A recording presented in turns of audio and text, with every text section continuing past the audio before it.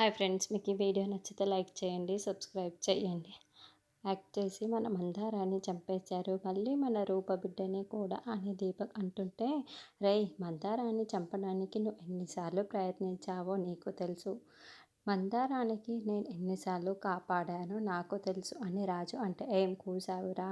నా మందారాన్ని చంపిందే కాకుండా నన్ను నేరస్తుల్లా ప్రేరేపిస్తావా నిన్ను అంటూ దీపక్ రాజు పైన చేసుకోబోతూ ఉంటే రూప దీపక్ చెంప పగలగొడుతూ ఉంటుంది. ఇంకా రాజు షాక్ అవుతూ ఉంటే రోహిణి దగ్గరికి వచ్చి, అసలు ఈ అమ్మాయి గురించి రాజు నన్ను కొట్టడం ఏంటి అని అంటే, ఆ అమ్మాయి ఎవరో కాదు రోహిణి, రాజు తాళి కట్టిన భార్య, మన బంటికి తల్లి అని ముద్దాయి చెప్పడంతో రోహిణి షాక్ అవుతూ ఉంటుంది. మరి ఏం జరగబోతుంది మనం నెక్స్ట్ ఎపిసోడ్లో చూద్దాము.